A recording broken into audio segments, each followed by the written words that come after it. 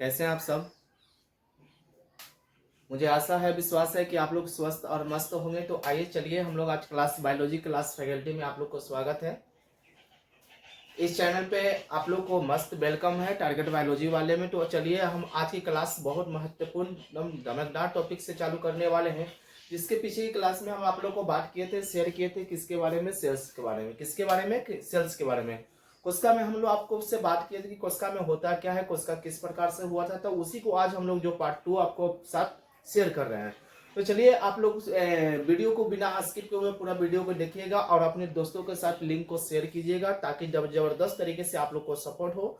और इस चैनल को जितने आप आगे बढ़ाइएगा उतने ही हम यहाँ से सपोर्ट आपको करेंगे, क्योंकि यहाँ से हम लोग क्लास जो है ना जीरो टॉपिक से बात करने वाले हैं ना। बायोलॉजी के हर एक टॉपिक जो है, छोटे से टॉपिक लेकर हम लोग बड़े लॉन्ग टॉपिक पे बात करेंगे हम लोग। तो हम लोग सबसे जीरो से चालू किए हैं, जिसका नाम था सेल्स, कोशिका, जिसमें हम लोग आपको क्लास में बता दिए थे कि कोशिका क्या होता है, कोशिका किस प्रकार से हम लोग हमारे शरीर में पाया जाता है, कोशिका क्या है ना, डिवीजन किस प्रकार से कोशिका करता है, कोशिका से हमारे शरीर का अंग कैसे विकास होता है। तो उसी के बारे में आज हम लोग थोड़ा सा आगे चर्चा को बढ़ाने वाले हैं। तो चलिए जल्दी से पहले आप अपने दोस्तों के साथ है ना लिंक को शेयर कीजिए। अगर आप नए चैनल पे हैं या पहली बार अगर वीडियो देख रहे हैं तो चैनल को सब्सक्राइब कर लो और बगल में जो बेल आइकन घंटे उसको दबा दीजिए, ताकि यहाँ से जितने भी वीडियो आपके पास अपलोड हो तो आपका नोटिफिकेशन आपके साथ जा सके। और अपने दोस्तों को साथ भी शेयर करो, क्योंकि आपका एक लाइक कमेंट ही इस चैनल के लिए बहुत बहुत महत्वपूर्ण होता है। क्योंकि यहाँ से हम आपको बायोलॉजी ज्ञान दे रहे हैं, स्टडी दे रहे हैं, बस वहां से मुझे एक लाइक और कमेंट तो जरूर चाहिए। तो चलिए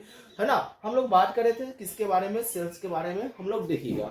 तो सेल्स में हम सबसे पहले बताए थे कि कोशिका क्या है, कोशिका किसे कहते हैं। कोशिका हमारे शरीर के सबसे एक छोटी इकाई होती है, जिसमें हम आप लोग को बात किए थे कि कोशिका हमारे शरीर की सबसे छोटी इकाई होती है। हमारे शरीर के रचनात्मक एवं क्रियात्मक कार्य करता है, उसी को हम लोग क्या कहते हैं, सेल्स कहते हैं, यानी साइटो यानी कोशिका कहते हैं। तो देखिए सबसे पहले हम लोग कोशिका के बारे में बताते हैं कि कोशिका का हम लोग अगर वैज्ञानिक नाम, अगर बायोलॉजिकल नाम बोले तो कोशिका का बायोलॉजिकल नाम जो है साइटो है। साइटो, साइटो आपका नाम है, साइको मत भूलिएगा, साइको का मतलब पागल होता है, ठीक है। यानी सबसे पहले इसका जो नाम था, बायोलॉजिकल नाम था, साइटो था। और इसी साइटो से बनता है साइटोलॉजी।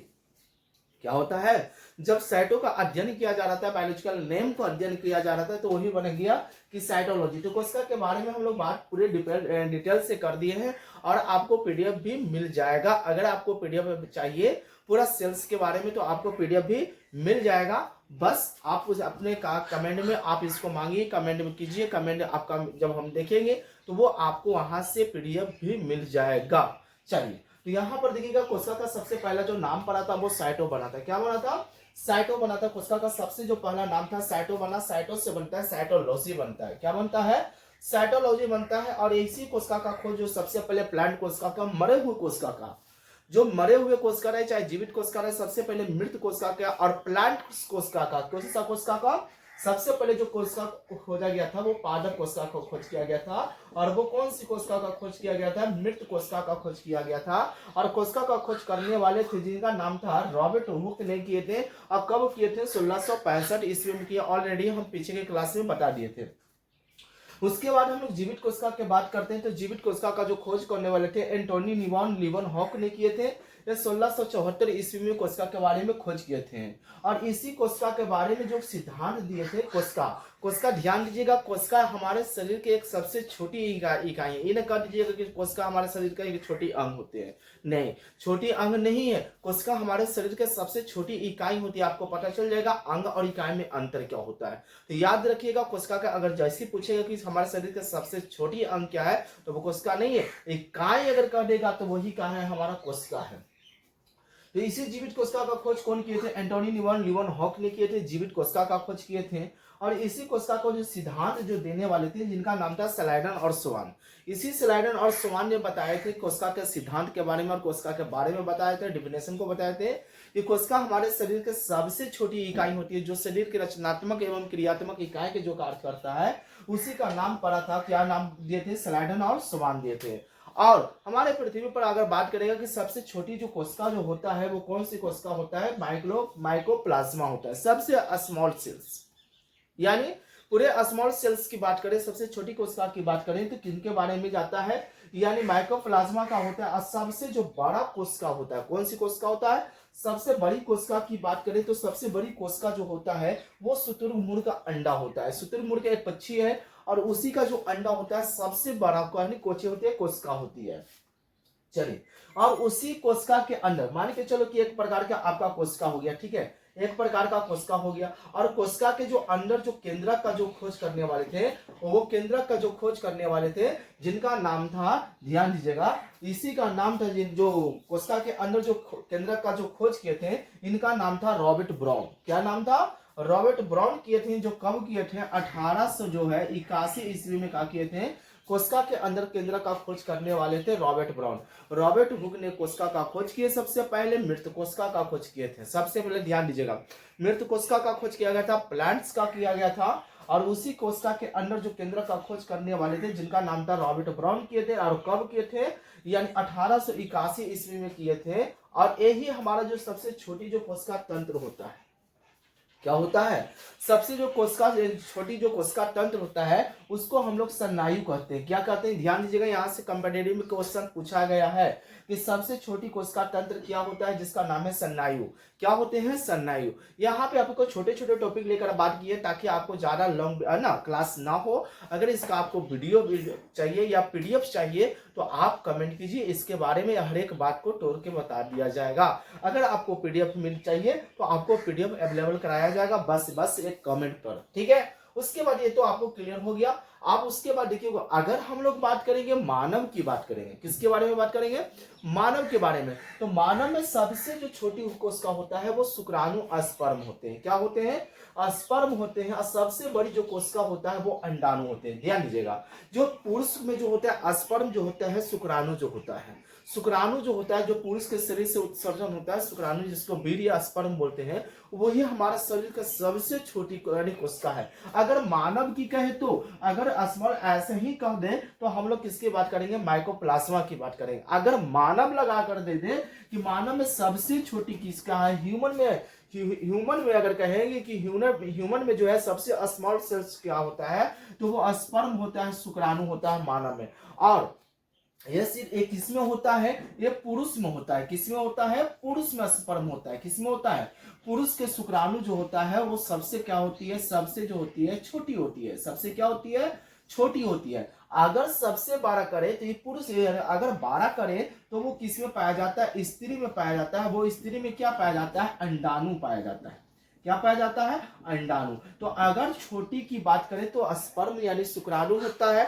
अगर 12 की बात करें तो वो क्या होते हैं? अंडाणु होते हैं। 12 की बात करें तो क्या होते हैं? अंडाणु होते हैं। यहां पर ध्यान दीजिएगा, ठीक है। सबसे छोटी, मानव में सबसे छोटी कोशिका कौन है? जिसका नाम शुक्राणु है। बड़ी कौन है? अंडाणु है। अगर बात करें कि मानव में सबसे लंबी कोशिका कौन है, अगर बड़ा कहेगा तो नहीं देना है, लंबा कहेगा। लंबा, बड़ा और लंबा में अलग होता है, ठीक है। लंबा इस प्रकार से होता है, ठीक है। ये आपका लंबा हो गया और ये आपका बड़ा हो, ध्यान दीजिएगा। तो अगर लंबा कोशिका की बात करें, लंबा की बात अगर हम लोग करेंगे, जैसे अगर मान के चलो कि ताजमहल बहुत बड़ा है, ठीक, बड़ा में गिनती होगा। कुतुब मीनार लंबा है। क्या है? लंबा है। तो लंबा की हम लोग बात करेंगे तो लंबा सबसे ज्यादा कौन है? वो न्यूरॉन है। क्या है? न्यूरॉन आपका सबसे लंबी कोशिका होती है। कौन सी कोशिका होती है? लंबी कोशिका होती है, ध्यान दीजिएगा। और यही जो होता है न्यूरॉन जो होता है हमारा ब्रेन में पाया जाता है, दिमाग में पाया जाता है। ध्यान दीजिएगा, क्या होता है? दिमाग में पाया जाता है। और यही दिमाग में जो हमारा ब्रेन जो होता है, ध्यान दीजिएगा, यही ब्रेन में जो होता है, ये जो होता है कोशिका विभाजन नहीं करता है। कोशिका विभाजन नहीं करता है। क्यों नहीं विभाजन करता है? देखिएगा, ध्यान दो कि ये हमारा जो सेल्स जो होता है ब्रेन में जो होता है, सेल्स जो होता है डिवीजन नहीं करता है, विभाजन नहीं करता है। क्यों नहीं विभाजन करता है हम लोग बात करेंगे, ठीक है।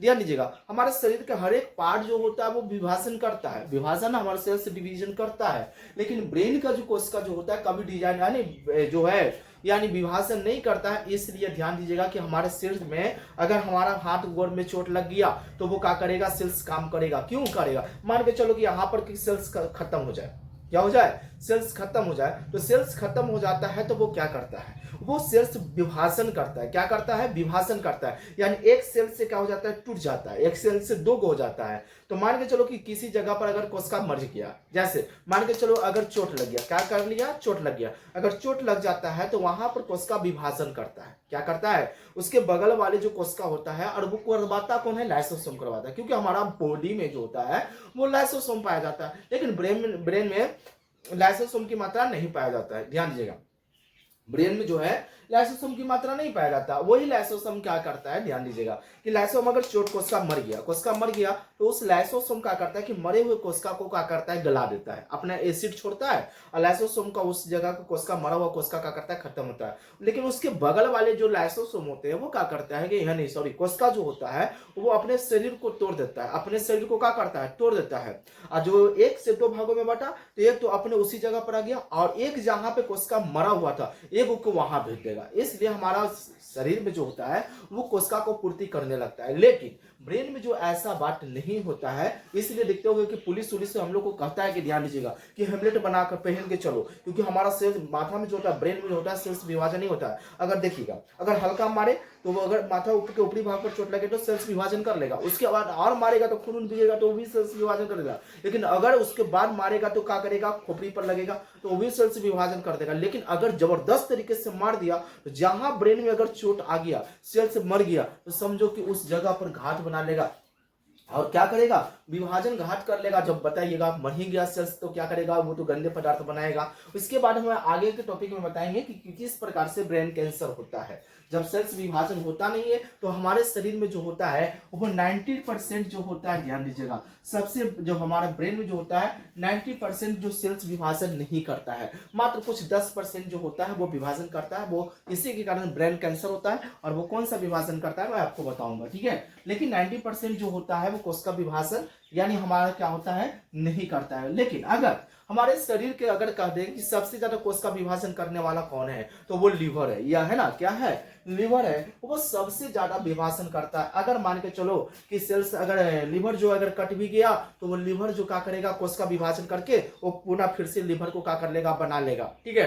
अगर डॉक्टर भी देखते होंगे कि प्लांट्स करता है, अगर लीवर क्या करता है, ट्रांसफर करता है, तो वो क्या करता है, कटे हुए भाग को क्या करता है, लीवर जो होता है वो तेजी से विभाजन करके और पूरे अपने लीवर को बना लेता है। जहां से ऑब्जेक्टिव कहेगा कि मानव में या शरीर में सबसे ज्यादा कोशिका विभाजन करने वाला, सबसे ज्यादा तेजी से विभाजन करने वाला कौन है, लीवर है। क्या है, लीवर है। यानी ब्रेन में, यानी कौन है ऐसा कि जहां कहां पे जो हमारा शरीर के कौन से अंग में कोशिका विभाजन नहीं करता है, तो वो कहां होता है, ब्रेन में होता है, जो विभाजन करता है, यानी विभाजन नहीं करता है, विभाजन रहित होता है, यानी विभाजन नहीं करता है। और वो क्यों नहीं करता है मैं आपको बताऊंगा, ठीक है। लेकिन ध्यान दीजिएगा, और सबसे ज्यादा कोशिका विभाजन करने वाले क्या होता है, हमारा क्या होता है, जिसका नाम है लिवर। यानी कोशिका हमारे शरीर का एक ऐसे भाग है, एक ऐसे रूप है जो हमारा शरीर को बनाता है। जिस प्रकार से अगर मिस्त्री लोग देखते होंगे कि जिस प्रकार मकान को बनाता है, जिस प्रकार से घर को बनाता है, उसी प्रकार से सेल्स जो है हमारा बॉडी को बनाता है। जैसे अगर थोड़ा सा एग्जांपल लेकर मैं आपको बात करूं, जैसे मान के चलो ईंट देखा होगा कि अगर एक एक ईंट जो होता है, ध्यान दीजिएगा, एक एक अगर ईंट की बात करो बाबू, देखो एक एक ईंट को मिलकर क्या करता है, एक मकान का निर्माण होता है। उसी के देखिएगा वही कह रहा है कि एक एक जब ईंट के निर्माण मिलेगा तो एक दीवार का निर्माण होता है। और वही जब चारों पांच दो तरफ से चार या चार तरफ से और अगर दीवार आपस में जुड़ जाए तो वो क्या बन जाता है, वो दीवार बन जाता है। क्या बन जाता है, देखिए, अगर जब ईंट आपस में जुटा तो वो क्या बना दिया, दीवार बन गया। अगर दीवार आपस में जुड़ने लगे तो वो क्या बन जाएगा, कमरा बन जाएगा। और जब सभी कमरा जो 2 गो 4 गो 5 गो 10 गो कमरा अगर जब आपस में मिल जाए तो वही क्या बन जाता है, मकान यानी घर बन जाता है। उसी प्रकार से सेल्स भी करता है, उसी प्रकार से क्या करता है, सेल्स भी करता है कि जब हमारे शरीर के सबसे छोटी इकाई कोशिका है और जब कोशिका जब आपस में मिलने लगे तो बन जाता है टिश्यू बनता है। क्या बनता है, टिश्यू बनता है। और जब टिश्यू आपस में मिलने लगे तो वो बन जाता है, अंग बन जाता है। और अंग जब आपस में मिलने लगे तो अंग तंत्र बन जाता है। और जब अंग तंत्र जब मिल जाता है तो वो शरीर बन जाता है। ये सेल्स का रूप होता है। यानी कह देगा कोशिका का मिलने से क्या बनता है, ऊतक बनता है। और ऊतक के मिलने से क्या बनता है, अंग बनता है। और अंग को मिलने से क्या बनता है, अंग तंत्र बनता है। और अंग तंत्र को मिलने से क्या बन जाता है, शरीर बन जाता है। यानी सब हमारा सेल्स पर ही काम करते हैं। उसके बाद हम लोग बात करेंगे, ध्यान दीजिएगा बारे में, कोशिका झिल्ली जो होता है, सेल मेम्ब्रेन जो होता है वो क्या होता है, देखिएगा कोशिका झिल्ली जो होता है हमारे शरीर में सबसे, जो कोशिका के बाद जो होता है कोशिका झिल्ली ही होता है। तो कोशिका झिल्ली जो होता है जंतु, या आप देखिएगा जंतु एवं पादप दोनों में होता है। कोशिका झिल्ली जो है ये किसमें होता है, जंतु एवं पादप दोनों में होता है। क्योंकि कोशिका झिल्ली जो होता है हमारे शरीर के, देखिएगा एक क्या है, जैसे मान के चलो एक बात करते हैं इसके बारे में। देखो यही जो हमारा जो है ये दोनों में पाया जाता है, जंतु में भी पाया जाता है और किस में पाया जाता है, पादप में। यही हमारा क्या हो गया, कोशिका झिल्ली हो गया। कोशिका झिल्ली जो होता है दोनों में होता है, एनिमल में होता है और किस में होता है, प्लांट्स में भी होता है। जहां से याद रखिएगा कि हमारा जो कोशिका झिल्ली जो होता है, जैसे झिल्ली के मतलब समझ रहे हो ना, अगर आप मार्केट उठ कर जाते होगे, अगर मान के चलो कि पॉलिथीन यानी पन्नी जो होता है, पन्नी यानी पॉलिथीन जिसको बोलते हैं, जिसको देहाती भाषा में चिपकली बोलते हैं। अगर आप मार्केट उठ कर जाते होगे, अगर देखते होगे, अगर सब्जी लेते होगे तो एक ही वो पन्नी में पॉलिथीन में सब कुछ डालते हैं। पॉलिथीन एक है, जो एक पॉलिथीन है वही हमारा क्या है, कोशिका झिल्ली। जैसे हमारा शरीर का, ठीक है, अगर त्वचा की बात करें तो एक प्रकार का हमारा क्या है, कोशिका झिल्ली जो हो जाएगा।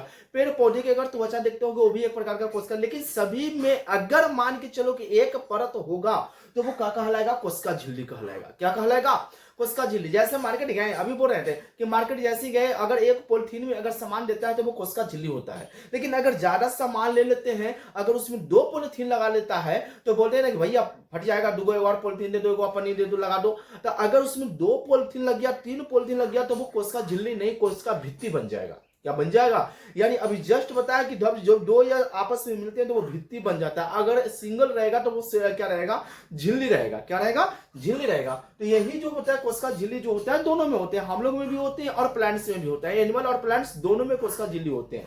ध्यान दीजिएगा, जहां से बनता है कि कोशिका झिल्ली जो होता है वो जंतु में भी होते हैं और किस में होते हैं, पादप में भी जंतु कोशिका होते हैं। और इसी कोशिका झिल्ली के जो अंदर जितने भी है, माइटोकॉन्ड्रिया, गोल्जी काय, जितना भी है, वैक्यूम केंद्रक जितना भी है, सब इसी कोशिका झिल्ली के अंदर होगा।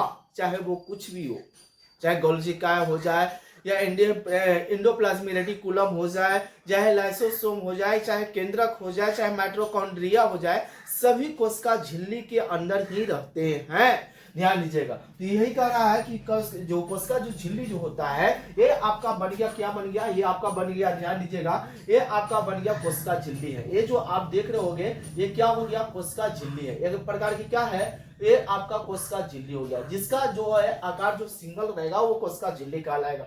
उसके बाद ध्यान दीजिएगा कि कोशिका जो अभी बताया जस्ट कि जितने भी चीज हो, चाहे माइटोकॉन्ड्रिया, गोल्जी काय, केंद्रक, ग्लाइसोसोम जितना भी है वो सब इसी के अंदर होगा। जितना भी आपको मिलेगा सब इसी के अंदर, कोशिका झिल्ली के अंदर ही मिलेगा।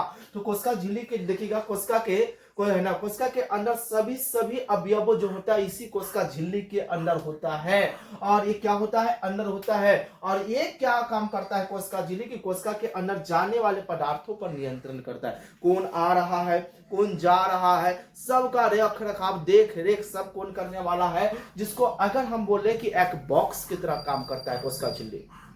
उसका झिल्ली क्या करता है, एक बॉक्स की तरह काम करता है। जितना भी जो है आना जाना, क्या करना नहीं करना, सब इसको पता है कोशिका झिल्ली को। ठीक है, तो यही क्या करता है कि कोशिका झिल्ली अंदर वाले सभी पदार्थों को क्या करता है, नियंत्रण करता है। और यह सबसे ज्यादा अर्धपरागमय होता है। ये क्या होता है, अर्धपरागमय होता है। और अर्धपरागमय जो होता है जिसमें कुछ वस्तुओं को अंदर जाने देता है, जो काम वाला है उसको जाने देगा और जो काम वाला नहीं है उसको जाने नहीं देगा। याद रखिएगा, ये काम कौन करता है, कोशिका झिल्ली करता है। कुछ पदार्थ को अंदर जाने देता है, कुछ पदार्थ को अंदर जाने नहीं देता है, कुछ को रोक लेता है, कुछ को क्या करता है, जाने देता है। इसीलिए क्या होते हैं, अर्धपरागमय होते हैं। और ये किसके बने होते हैं, कोशिका प्रोटीन का बना होता है। किसका बना होता है, कोशिका प्रोटीन का बना होता है। तो ये सब रहा किसके बारे में, कोशिका झिल्ली के बारे में। तो आप एकदम स्क्रीनशॉट करते चलो और यहाँ से हम कॉपी में उतारते चलो, बहुत यूजफुल होने वाला है क्लास। ये जो क्वेश्चन जितने भी आपको टॉपिक बता रहे हैं सब आपका यूजफुल क्वेश्चन रिलेशन से हमें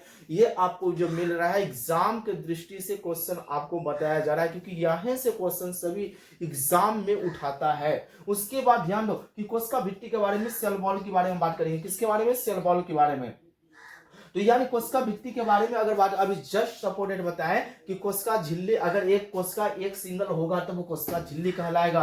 अगर इस पर एक और परत आ जाएगा, जैसे मान के चलो कि इस पर अगर परत आ जाएगा, इस पर जो परत अगर आ गया, ध्यान देना है, अगर इस पर अगर परत आ गया, ध्यान दो, इस पर अगर इस प्रकार से क्या हो जाएगा, देखिए एक परत बना दिए, एक क्या बना दिए, एक परत बना दी, यही बन गया आपका, क्या बन जाएगा, कोशिका भित्ति बन जाएगा। क्या बन गया, कोशिका भित्ति बन गया। ये आपका बन गया, क्या बन गया, कोशिका भित्ति बन गया। अगर इस पर एक परत आ गया तो बन गया कोशिका भित्ति। और देखिएगा ये जो सिंगल आपको जो दिखाई देगा कोशिका झिल्ली, और कोशिका झिल्ली पर एक और झिल्ली आ गया तो वो बन गया कोशिका भित्ति। और ये कोशिका भित्ति सिर्फ किस पर होता है, वो यानी किस पर होता है, पादप पर होता है।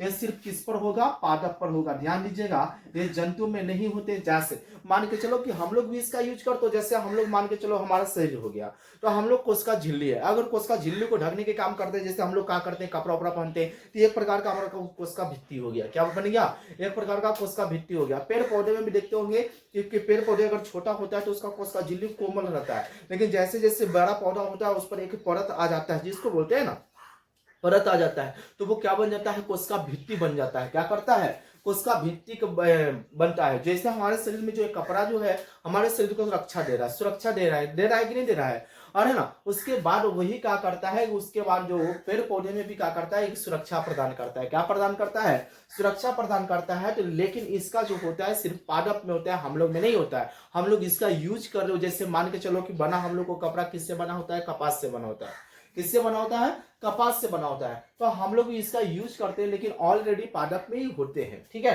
तो यहाँ पर देखिएगा कोशिका भित्ति सिर्फ किस में पाया जाता है, पादप में पाया जाता है। किस में पाया जाता है, पादप में बना होता है, पाया जाता है। और ये किसके बने होते हैं, कोशिका भित्ति किसका बना होता है, सेलुलोज का बना होता है। किसका बना होता है, सेलुलोज का होता है। ध्यान दीजिएगा, ये कोशिका झिल्ली किसका बना होता है, प्रोटीन का बना होता है। और कोशिका भित्ति किसका बना होता है, सेलुलोज का बना होता है।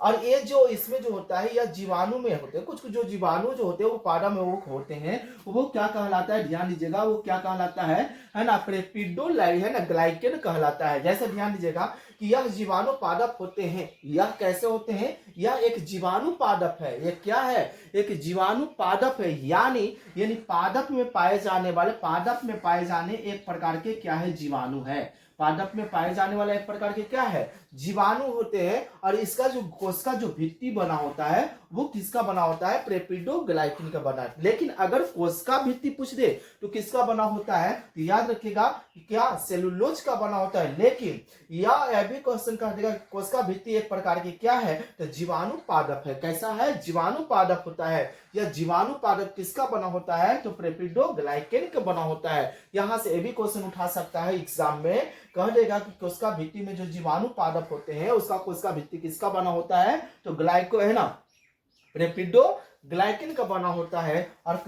और उसके बाद कवक में जो कोशिका जो भित्ति होती है, कवक देखियो ना, यानी कवक में जो होता है कोशिका भित्ति, वो किसका बना होता है, कायरिन का बना होता है। अगर खाली कोशिका की बात बोले तो सेलुलोज का बना होता है। अगर पादप कोशिका की पादप जीवाणु का बोले तो प्रेबिटो कहना ग्लाइकिन का होता है। अगर कोशिका नहीं, कवक में कोशिका भित्ति बोले तो कायरिन का बना होता है। और ये कोशिका भित्ति क्या करता है, यानी पादप को क्या करता है, सुरक्षा देता है और आकार में प्रदान करता है। यानी पौधे की जो है आकार में प्रदान करता है, बड़ा है ना, मजबूत बनाने के काम करता है, आकार प्रदान करता है। तो जल्दी से आप इसको स्क्रीनशॉट करो, और स्क्रीनशॉट करने के बाद हम लोग नेक्स्ट टॉपिक के बारे में बात करेंगे।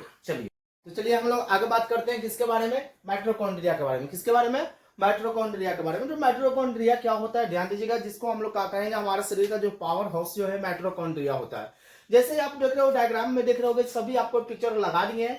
तो हम लोग बात करते हैं माइटोकॉन्ड्रिया को। माइटोकॉन्ड्रिया को कहीं कहीं सूत्रकणिका भी नाम दिया जाता है। माइटोकॉन्ड्रिया को क्या कहा जाता है, सूत्रकणिका भी कहा जाता है। जिसका खोज जो करने वाले थे मैनिका थे, अल्टमैन थे। यानी माइटोकॉन्ड्रिया को जो खोज करने वाले हैं वो कौन है, अल्टमैन है। ध्यान दीजिएगा, जो कोशिका का जो हम लोग को बात करते हैं कोशिका, अभी जैसे सपोर्टेड बात की कोशिका के बारे में हम लोग बात कर दिए थे कि कोशिका झिल्ली के अंदर ही सब रहता है। जितने भी सिस्टम जो है सब किसी का अंदर है। जैसे माइटोकॉन्ड्रिया की बात करो तो यही माइटोकॉन्ड्रिया का जो खोज करने वाले जिनका नाम था अल्टमैन थे। और यह जो कोशिका जो हमारा जो होता है माइटोकॉन्ड्रिया जो होता है वो क्या करता है, एक श्वसन की क्रिया में हम लोग को काम करता है। क्या करता है, श्वसन की क्रिया में करते हैं। जैसे अगर हम लोग ध्यान दीजिएगा कि हम लोग जब श्वसन की क्रिया करते हैं, हम लोग श्वसन की क्रिया करते हैं तो हम लोग को श्वसन की क्रिया में ऑक्सीजन में जब जैसे हम लोग लंग्स में फेफड़ा में ऑक्सीजन लग जाता है, और फेफड़ा में जैसे ही हमारा ऑक्सीजन जाता है, ऑक्सीजन में फेफड़ा में जाने के बाद जब हमारा जो हृदय में जो ब्लड जो होता है उसको क्या करता है कि ब्लड के माध्यम से जो हमारा क्या करता है, ध्यान दीजिएगा, कोशिका को यानी क्या करता है, सेल्स के मदद से, यानी हमारे जो हीमोग्लोबिन जो होता है, जीवाणु जो होता है, जीवाणु को क्या करता है, यानी अपने हीमोग्लोबिन के माध्यम से वो कहाँ लेकर चला जाता है, सेल्स में लेकर चला जाता है। ध्यान दीजिएगा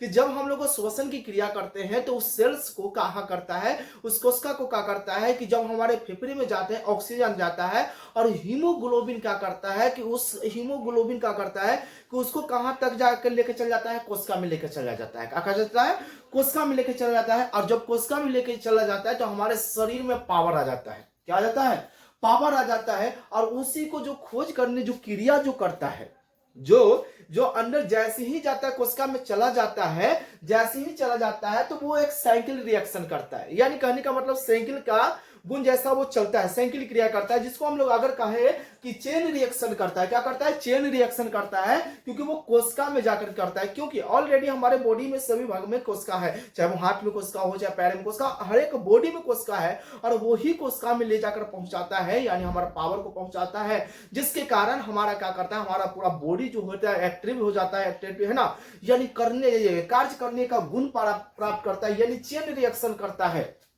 जैसे अगर मान के चलो कि जो जितना भी काम करता है वही जिसका खोज करने वाले थे, जो चेन रिएक्शन के बारे में जो बताने वाले थे, उनका नाम था क्रेब्स नाम का वैज्ञानिक थे। विद्यमान जो थे क्रेब्स नाम का जो विद्यमान व्यक्ति जो थे वो किनके बारे में बताए थे, चेन रिएक्शन के बारे में, क्योंकि वो माइटोकॉन्ड्रिया को कोशिका सेल्स तक पहुंचाने के काम करता है। इसीलिए जो होता है जब ये काम करते हो या हम लोग जो कार्य करते हैं, श्वसन की क्रिया करते हैं, किसकी कार्य करते हैं, श्वसन की क्रिया करते हैं। और इसी श्वसन की क्रिया करते समय जो हमारा शरीर जो होता है 38 एटीपी का निर्माण होता है। 38 एटीपी में आप लोग को पढ़ेगा, क्योंकि 38 एटीपी जो होता है, जो हम लोग एक बार शोषण करते समय कितने एटीपी का निर्माण होता है, 38 एटीपी का निर्माण होता है। और यही एटीपी के साथ साथ हमारे शरीर में क्या बनाता है, ग्लूकोज बनाता है। क्या बनाता है, ग्लूकोज बनाता है। और यही ग्लूकोज जो होता है ऊर्जा, हमारा शरीर का क्या देता है, ऊर्जा। इसीलिए हम लोग इसको कहते हैं माइटोकॉन्ड्रिया को पावर हाउस कहते हैं, ऊर्जा गृह कहते हैं, ऊर्जा घर कहते हैं। ऑब्जेक्टिव पूछता है कि हमारे शरीर के पावर हाउस किसे कहा जाता है, तो माइटोकॉन्ड्रिया को। ऊर्जा गृह किसे कहा जाता है, माइटोकॉन्ड्रिया को। पावर हाउस किसे कहा जाता है, तो माइटोकॉन्ड्रिया को। और यही को बताने, इसी को घटना जो रिएक्शन जो करते रहता है, क्या करता है, यानी रिसाइकिल करते रहता है, चेन है ना, रिसाइकिल करते रहता है। इसी को हम लोग कहते हैं क्रेब्स चक्र कहते हैं। क्या कहते हैं, क्रेब्स चक्र कहते हैं। और यही जब एटीपी पढ़ोगे तो जिसमें 38 एटीपी में 2 गो शुद्ध होता है और 36 गो होता है अशुद्ध, ध्यान दीजिएगा। और इसी के गुण के कारण इसको हम लोग कहते हैं ग्लाइकोलिसिस कहते हैं। क्या कहते हैं, ग्लाइकोलिसिस कहते हैं। क्या कहते हैं इसको, ग्लाइकोलिसिस कहते हैं। तो याद हुआ यहाँ पे। तो यही देखिएगा कि ये माइटोकॉन्ड्रिया का खोज कौन करने वाले थे, अल्टमैन थे, जिसका अपशिष्ट श्वसन में जो होता है वो क्रेब्स चक्र होता है, जिसमें 38 एटीपी का निर्माण होता है। और ऊर्जा का होता है जो पावर हाउस होते हैं। और उसके बाद जैसे हमारे शरीर में हर एक पार्ट में, हर एक सिस्टम में हमारा जो सेल्स डिवीजन करता है, सेल्स है। अब सेल्स जो भाग जो कार्य करता है, और माइटोकॉन्ड्रिया की जो आंतरिक दीवार होता है, माइटोकॉन्ड्रिया के जो आंतरिक दीवार होता है वो क्या कहलाता है, क्रिस्टी कहलाता है। यहां से भी क्वेश्चन को बहुत बार एग्जाम में देखा गया है कि माइटोकॉन्ड्रिया को आंतरिक दीवार होता है, उसको हम लोग क्या कहते हैं, क्रिस्टी कहा जाता है। क्या कहते हैं, क्रिस्टी कहा जाता है। क्या कहा जाता है, उसको क्रिस्टी कहा जाता है। एकदम ध्यान से टॉपिक में बने रहना, वीडियो को स्किप नहीं करना, क्योंकि आज हम लोग बहुत मजेदार टॉपिक पढ़ने वाले हैं। यानी फिर से, यानी आपका माइटोकॉन्ड्रिया को जो यांत्रिक दीवार होता है उसको हम लोग क्या कहते हैं, क्रिस्टी कहते हैं। अब ध्यान दीजिएगा कि हमारा हर एक बॉडी, हर एक पार्ट में क्या होते हैं, कोशिका होते हैं। अब जैसे सबका काम अलग अलग होता है ना, हमारे शरीर का हर एक बॉडी अलग। जैसे हम आप लोगों के सामने पढ़ा रहे हैं तो हमारा शरीर का तो देखिएगा ये बॉडी जो है उतना सिस्टम काम कर नहीं रहा, लेकिन हमारा जो सबसे ज्यादा जो है मुंह काम कर रहा है, हमारा जीव जो है, यानी जीव देखिएगा बार बार जो हमारा काम है ऊपर नीचे कर रहा है, बहुत बार है ना। जैसे जैसे हम आपसे बोल रहे हैं, बात कर रहे हैं, तो हमारा क्या हो रहा है, जीव ऊपर नीचे हो रहा है। तो सबसे ज्यादा ऊर्जा किसका खपत हो रहा है, जीव का। क्या हो रहा है, जीव का रहा। अगर कोई मशीन चला रहे हैं तो वो मशीन चला रहे हैं, जैसे मान के चलो पैर से मशीन चला रहे हैं तो उनका बॉडी तो अस्थिर से बैठा हुआ है, तो उनका कुछ चला रहा है तो पैर है, तो वो उसका सबसे ज्यादा खपत किसका हो रहा है, पैर का ऊर्जा खपत। अगर कोई बैडमिंटन खेल रहे हैं तो उसका ऊर्जा कहाँ खपत हो रहा है, हाथ में हो रहा है। अगर देखिए हर एक काम जो होते हैं सब एक अंग से होता है, ठीक है, तो वो जहां पे ज्यादा काम करता है उस अंग का ऊर्जा कहाँ होता है, यानी यानी खपत होता है और उसको उतना ही ऊर्जा चाहिए। जैसे अगर मान के चलो कि हमारा मुंह का, जीभ का, अगर मान लीजिए कि बोलते बोलते ऊर्जा अगर खत्म हो जाए तो हम लोग कहेंगे मुंह दम जीभ जो है चलना करते करते स्लो हो जाएगा कि नहीं हो जाएगा। आप बोलेगा कि अब हम मुझे बोलने का मन नहीं कर रहा है, तो नहीं, हमको क्या करता है कि उस जगह से जहां पे मान के चलो कि अभी हाथ का मेरा कुछ काम नहीं है, हाथ का मेरा कुछ काम नहीं है, पैर का कुछ काम नहीं है, यहाँ के कुछ काम नहीं है, यहाँ के कुछ काम है नहीं, तो वो क्या करेगा, यहां से कोशिका को क्या करेगा, पावर, इस कोशिका के पावर हाउस को लेकर खींचेगा, पावर को खींचेगा और हमारे शरीर को जगह कहां पर पहुंचाएगा, जीभ के पास पहुंचाएगा, क्योंकि जीभ के पास अभी ज्यादा ऊर्जा की जरूरत है। अगर आप हाथ से काम करो, बैडमिंटन खेलो या कोई काम करो, तो पावर आपको हाथ को ज्यादा है, इसलिए हमारे शरीर को जहां से उठाएगा और खींच के लाएगा, जहां पे अभी उसका कोई काम नहीं वहां से उठा के लाएगा और यहाँ पर हाथ पैर, पैर पे, मुंह पे, जहां पे जिससे आप काम कर रहे हो वहां पर पहुंचाने के काम करेगा। और वो पहुंचाने के काम कौन करता है, ध्यान दीजिए, जिसका नाम है गोल्जी बॉडी। क्या नाम है, गोल्जी बॉडी। यानी गोल्जी बॉडी जो होता है, ध्यान दीजिएगा, गोल्जी बॉडी का नाम ही, जिसके बारे में खोज करने वाले कौन थे, जिनका नाम था यानी कैमिलो गोल्जी, इन्हीं के नाम पर रखा गया था। और यही जो बताने वाले हैं, और यही गोल्जी बॉडी जो होता है, हमारा शरीर का जहां भी ऊर्जा का काम होता है उसको उस जगह पे पहुंचाना होता है। यानी यही कह रहा है कि यह परिवहन क्या करता है, परिवहन करता है, जहां पे जिसका जितना ऊर्जा की चाहिए और उस जगह से दूसरे स्थान से खींचकर उस स्थान तक पहुंचाने के काम कौन करता है, गोल्जी बॉडी करता है। ध्यान दीजिएगा, तो देखिएगा सभी आप लोग को इसी में सभी मौजूद है, माइटोकॉन्ड्रिया हो गया, गोल्जी बॉडी हो जाएगा, ठीक है। तो ये पहुंचाने की काम करता है जहां पे जितना ऊर्जा हो, जैसे किसी का मान के चलो कि कमर में दर्द हो जाए, तो क्या कमर में दर्द हो जाएगा तो बाकी पूरा ऑल बॉडी का संतुलन बनाकर रख देता है। ये नहीं कि कमर में दर्द हो गया, पैर में दर्द हो गया, हाथ में दर्द हो गया तो क्या कर देगा, वो पूरा बॉडी को निष्क्रिय बना देता है, नहीं ना। उसका मान लीजिए ठीक है पैर में दर्द हुआ है तो पैर में दर्द है लेकिन पूरा बॉडी का सही काम कर रहा है, संतुलन बनाकर रखता है, यानी यातायात को भी काम करता है। ध्यान दीजिएगा क्या करता है, गोल्जी बॉडी बहुत इंपॉर्टेंट टॉपिक होता है, क्योंकि हमारे शरीर का ऊर्जा जितना जिसको जितना काम रहता है उसको पहुंचाने के काम कौन करता है, गोल्जी बॉडी होता है। गोल्जी बॉडी का खोज कौन किए थे, कैमिलो गोल्जी किए थे। और ये जो गोल्जी बॉडी होता है परिवहन के कार्य करता है, जिसको जितना ऊर्जा चाहिए उतना तो पहुंचाने के काम करता है, और यातायात के भी काम करता है। उसके बाद इतना करने के बाद यहाँ पर हमारा जो कुछ होता है, क्या होता है, यानी आपका होता है रसधानी होता है। क्या होता है, रसधानी। और यह रसधानी जो होता है इस सभी चीज जीवों में, चाहे वो एनिमल किंगडम्स हो चाहे प्लांट किंगडम्स जो हो, वो क्या करता है, पहले पानी को संचित रखता है, पानी, जल। जैसे अगर मान के चलो कि हम लोग बात करते हैं मानव की बात, तो हम लोग जीव जंतु में हम लोग को जल की मात्रा कितना है, 65% है। अरे है ना, देखिएगा लोग बोलते हैं कि मानव यानी जीव जंतु में 65% है, 65% का पेट में है। अरे पेट तो इतना ही छोटा है ना, ओग्राम से 1.5 लीटर पानी हटेगा और क्या करेगा, 5 लीटर, यानी 65 लीटर थोड़ी ना हटेगा, यानी 60 से 65 लीटर हमारा पानी जो है बॉडी में है, मात्रा इतना रहेगा नहीं ना रहेगा। यानी बताओ कि 60 से 65% जो हमारे शरीर में क्या होता है, 60 से 65% जो पानी है, तो क्या हमारा पेट में ही रहेगा, नहीं, वो पेट में नहीं रहता है। वो कहाँ रहता है, वो केवल कोशिका में रहता है। कहाँ पे रहता है, हमारे शरीर के जितना भी शरीर का अंग है, पूरे बॉडी का अंग है, उस कोशिका में हमारा कितना होता है, 65 यानी 60 से लेकर 65% पानी होता है, जल। जहां से ऑब्जेक्टिव पूछता है कि जीव जंतुओं में जल की मात्रा कितना, 10th क्लास में आप लोग पढ़े होंगे ऑलरेडी, तो आप लोग को पता होगा कि जीव जंतुओं में जल की मात्रा कितना है, 60 से 65 होता है। तो हमारा पेट में नहीं है, जो होता है उसमें नहीं होता है ना। 1 तो 1 से 1.5 लीटर है ना। हमारा हर एक बॉडी, हर एक पार्ट में जो होता है, सेल्स में जो होता है, वाटर रहता है, संचित रहता है।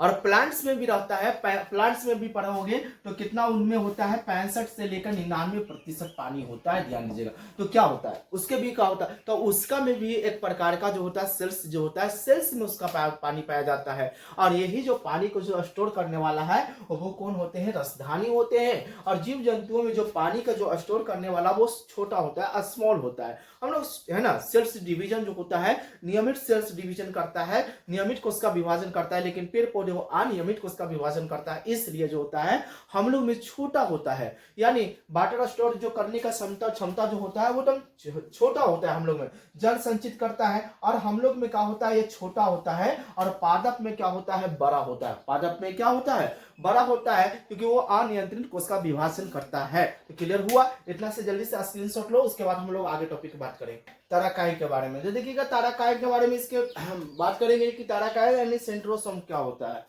सेंट्रोसोम जो होता है, सेंट्रोसोम या इसी का देखिएगा ताराकाई है या सेंट्रोसोम, इसी को कहते हैं। सेंट्रोसोम का जो खोज करने वाले थे वो कौन थे? बोबरी थे। क्या थे? बोबरी नाम का वैज्ञानिक थे। उन्होंने क्या किया थे? सेंट्रोसोम को खोज किए थे। ध्यान दीजिए। और जितने भी जो पाया जा रहा है वो किसके अंदर पाया जा रहा है? कोशिका झिल्ली के अंदर। देखिएगा आप लोग हम डायग्राम में एक एक करके बनाते चले, क्योंकि टोटल जितने भी हम लोग सब है ये सब किस में मिल रहा है? कोशिका झिल्ली में ही मिल रहा है। तो ये जो देखिएगा तारा का यानी सेंट्रोसोम जो होता है, सेंट्रोसोम का खोज करने वाले जिनका नाम था बोबरी। और यह कोश एक क्या करता है? सेंट्रोसोम करता क्या है? यह जो सेंट्रोसोम जो करता है यानी विभाजन करता है। क्या करता है? हमारा सेल्स डिवीजन जो होता है, सेल्स विभाजन जो होता है, यानी नए सेल्स का निर्माण करता है। बहुत सारे लोग कहते हैं कि कोशिका का टूट जाना, नहीं, कोशिका टूटता नहीं है। कोशिका जो टूटता है और कोशिका एक जो कोशिका होता है वो टूट कर दो नए कोशिका यानी दो कोशिका का, जैसे मान के चलो कि इस प्रकार से एक सेल्स हो गया, इस प्रकार से सेल्स है, तो ये टूटता नहीं, ये टूट कर क्या करता है? यानी दो सेल्स का निर्माण करता है। कितने सेल्स का निर्माण करता है? दो सेल्स का करता है। तो यही कह रहा है कि यह कोशिका जो विभाजन करता है यानी पुनर्निर्माण करता है, यही हमारा शरीर में क्रिया चलते रहता है। और जो हमारा जो मस्तिष्क में जो ब्रेन में जो होता है वो ब्रेन में हमारा जो होता है सेल्स विभाजन नहीं करता है। अभी जस्ट पिछले टॉपिक में बता दिए थे कि हमारा जो मस्तिष्क जो ब्रेन जो होता है उसमें सेल्स डिवीजन नहीं करता है, कोशिका विभाजन नहीं करता है, जिसके कारण तंत्रिका कोशिका विभाजन नहीं करता है। क्यों नहीं विभाजन करता है? क्योंकि तंत्रिका तंत्र न्यूरॉन में जो हम लोग बताए थे, न्यूरॉन में जो होता है कि वो न्यूरॉन में जो होता है कोशिका विभाजन नहीं करता है। न्यूरॉन कहाँ पाया जाता है? ब्रेन मस्तिष्क में पाया जाता है। वही बात बोल रहा है कि यह जो केवल जो होते हैं जंतु कोशिका में पाया जाता है। और ये जो काम जो करता है, ये न्यूरॉन की जो काम करता है वो सिर्फ किस में पाया जाता है? जंतु कोशिका में पाई जाती है। तो क्लियर हुआ? यानी किसका तारा का यानी सेंट्रोसोम का खोज कौन किए थे? बोबरी नाम का वैज्ञानिक ने किए थे। यह कोशिका विभाजन करता है यानी पूर्ण निर्माण करता है और यह मस्तिष्क में नहीं पाया जाता है, जिसके कारण तंत्रिका कोशिका विभाजन नहीं होता है। और यह जो सिर्फ किसमें पाया जाता है? जंतुओं में पाया जाता है। लेकिन कुछ जो पादप में जो कोशिका विभाजन जो करता है वो किसके द्वारा करता है? सेल्स प्लांट द्वारा करता है। यानी कोशिका विभाजन किसके द्वारा करता है? यानी पादप कोशिका के द्वारा करता है। और सबसे ज्यादा जो कोशिका सेल्स डिवीजन करने वाला हमारा शरीर का सबसे अंग जो है, सबसे पहले टॉपिक में बताए थे कि सबसे ज्यादा जो सेल्स डिवीजन करता है, सेल्स विभाजन करता है, वो कोर्स किसमें करता है? लीवर में करता है। जिसमें बताइएगा कि लीवर में जो हमारा बॉडी का सबसे ज्यादा कोशिका विभाजन करने वाला अंग कौन है? लीवर होता है। उसके बाद न्यूरॉन में सेंट्रोसोम नहीं पाया जाता है। न्यूरॉन में जब सेंट्रोसोम पाया ही नहीं जाएगा तो सेल्स विभाजन करेगा कैसे? यानी न्यूरॉन में हमारा कोशिका विभाजन नहीं होता है। और न्यूरॉन कहाँ पाया जाता है? वो ब्रेन में पाया जाता है। लेकिन ध्यान दीजिएगा, यहाँ पे एक बारीकी से टॉपिक पर ध्यान देना है। अभी जस्ट हम बता रहे हैं कि न्यूरॉन में सेंट्रोसोम नहीं पाया जाता है, लेकिन न्यूरॉन हमारा कहां पाया जाता है? ब्रेन में पाया जाता है। लेकिन आप सुने होंगे कि ब्रेन कैंसर ट्यूमर हो गया, ब्रेन ट्यूमर होगा। आखिर होता क्या है? कैसे होता है? जस्ट अभी हम लोग बात कर रहे हैं कि ब्रेन में जो कोशिका विभाजन होता ही नहीं है तो ब्रेन ट्यूमर होता कैसे है ना? जब सेल्स डिवीजन करेगा तब तो कैंसर होगा। लेकिन बहुत सा है ना, लेकिन हम लोग इतना नहीं जानते, बस इतना बोलते हैं कि ब्रेन कैंसर हो गया। आखिर हुआ कैसे? ये भी मुझे पढ़ाया गया, ये भी बताया गया कि ब्रेन में कोशिका विभाजन नहीं करता है। और जब तक कोशिका विभाजन नहीं करेगा, जब तक कोई बीमारी नहीं आएगा, तो वो ब्रेन में हमारा कैंसर आया कैसे? ध्यान दीजिएगा इस टॉपिक पे। तो इसलिए कहते हैं कि ब्रेन में जो होता है, हमारा जो ब्रेन में होता है, वो ब्रेन में जो हमारा जो है वो 90% जो होता है न्यूरॉन पाया जाता है। ध्यान दीजिएगा 90% न्यूरॉन पाया जाता है। और यही 90% जो होता है वो सेंट्रोसोम नहीं पाया जाता है। क्लियर? यानी ब्रेन में जो होता है 90% क्या पाया जाता है? न्यूरॉन पाया जाता है। और उसी न्यूरॉन में जो होता है वो सेंट्रोसोम नहीं पाया जाता है। और यही 90% जो होता है वो कोशिका विभाजन नहीं करता है। लेकिन इसमें हमारा मस्तिष्क में एक और है, 10% है। 10% क्या है? वो क्या पाया जाता है? गिलियन पाया जाता है। क्या पाया जाता है? गिलियन। ध्यान दीजिएगा कि क्या पाया जाता है? 10% गिलियन पाया जाता है। और यही गिलियन जो पाया जाता है यही हमारा क्या पाया जाता है? इसी के अंदर जो होता है, इसी के अंदर सेंट्रोसोम पाया जाता है। और यही कोशिका विभाजन कर देता है। क्या करता है? यही जो 10% जो होता है, 90% तो आपका न्यूरॉन हो गया जिसमें सेंट्रोन नहीं पाया जाता है, तो कोशिका विभाजन नहीं होगा। लेकिन हमारा ब्रेन में 10% गिलियन सेल पाया जाता है और उसमें ही क्या पाया जाता है, सेंट्रोसोम पाया जाता है। और यही क्या होता है कि चोट लगने पर क्या करता है, सेल्स विभाजन कर देता है। क्या करता है, सेल्स विभाजन कर लेता है, जिसके कारण ब्रेन ट्यूमर होता है, ब्रेन कैंसर हो जाता है। इसी के कारण होता है, ध्यान दीजिएगा कि 10% गिलियन जो होता है, गिलियन सेल के कारण ही इसमें सेंट्रोसोम पाया जाता है और इसी के कारण ब्रेन कैंसर होता है। अगर ये 10% गिलियन नहीं होता तो ब्रेन कैंसर नहीं होता। एकदम दिमाग में सेट कर लीजिएगा। तो वही कह रहा है कि ब्रेन में हमारा 90% न्यूरॉन पाया जाता है और 10% जो क्या पाया जाता है, गिलियन पाया जाता है। तो क्लियर हुआ हम लोग किसके बारे में, सेंट्रोसोम के बारे में। उसके बाद हम लोग क्या करते हैं, कहेंगे अंतःप्रदत्त जालिका यानी एंडोप्लाज्मिक रेटिकुलम। एंडोप्लाज्मिक रेटिकुलम जिसको शॉर्ट में हम लोग ईआर कहते हैं। क्या कहते हैं, ईआर कहते हैं। एंडोप्लाज्मिक रेटिकुलम जो होता है यह कोशिका के अंदर आंतरिक अंग यानी सहायता देता है, यानी कोशिका के जो होता है आंतरिक भाग को क्या करता है, सहायता देता है। इसीलिए एंडोप्लाज्मिक रेटिकुलम को हम लोग क्या कहते हैं, आंतरिक कंकाल भी कहा जाता है। क्या कहा जाता है, आंतरिक कंकाल कहा जाता है। क्या कहा जाता है, आंतरिक कंकाल कहा जाता है, जिसे दो भागों में डिवाइड किया गया है। देखिएगा जैसे आपको बताया गया है, हम लोग डायग्राम बना दिए हैं कि एंडोप्लाज्मिक रेटिकुलम जो होता है सेल्स का एक क्या होता है, क्या करता है, आंतरिक सहायता देता है, सेल्स के आंतरिक सहायता देता है। और इसीलिए इसको हम लोग एंडोप्लाज्मिक रेटिकुलम को हम लोग क्या कहते हैं, आंतरिक दीवार कहते हैं। इसको दो भागों में डिनोट किया गया है, दो भागों में बांटा गया है। एक तरफ जो होता है रफ होता है, एक तरफ स्मूथ होता है, एक तरफ चिकना होता है, एक तरफ खुरीदार होता है। एंडोप्लाज्म कितने रूपों में, दो। एक जो होता है खुरीदार होता है और एक होता है स्मूथ, यानी रफ हो गया एंडोप्लाज्मिक रेटिकुलम और स्मूथ जो है ना एंडोप्लाज्मिक रेटिकुलम। जो स्मूथ जो होता है वो चिकना, जिसको बोलते हैं चिकना। डायग्राम में आप देख रहे होंगे कि ई पट्टी डॉट डॉट यानी रुखड़ा रुखड़ा जैसा है। जो रुखड़ा रुखड़ा जो बनाने के जो काम करता है वो कौन काम करता है, राइबोसोम करता है। कौन करता है, राइबोसोम करता है। और प्लेन आपको जो चिकना जो दिखाई दे रहा है, स्मूथ एकदम चिकना दे रहा है, तो उसको बोलते हैं यह क्या बनाता है, स्मूथ जो होता है ना वो क्या बनाता है, कार्बोहाइड्रेट और क्या बनाता है, वसा बनाता है। क्या बनाता है, यानी आपको कार्बोहाइड्रेट बनाता है और क्या बनाता है, वसा बनाता है। और जो रफ जो होता है वो सिर्फ क्या बनाता है, प्रोटीन बनाता है। क्या बनाता है, प्रोटीन बनाता है। तो इतना क्लियर हुआ, इतना आप स्क्रीनशॉट लो और इसको भी क्या करो, अपने वीडियो में आराम से लगाओ। ये आपका रहा टॉपिक आज के क्लास के लिए। अगले क्लास में हम इसको आगे और बढ़ाएंगे, है ना, सेल्स को और आगे बढ़ाएंगे, तब पता चलेगा हम लोग पूरे शरीर यूनिट, है ना, यूनिट सेल का हम लोग पूरे पार्ट्स का बारे में बताएंगे। अभी हम लोग कहाँ, एंडोप्लाज्मिक रेटिकुलम के पास हम लोग पहुंच गए हैं। उसके बाद हम लोग नेक्स्ट टॉपिक में बात करेंगे लाइसोसोम के बारे में, किस प्रकार से हमारे शरीर में लाइसोसोम काम करता है। तो हम लोग इसी चैनल पे इसी समय इसी, है ना, टारगेट बायोलॉजी वाले में फिर से हम आप लोग को मिलेंगे। जब तक हमारी तरफ से सभी स्टूडेंट, सभी भाई को जय हिंद।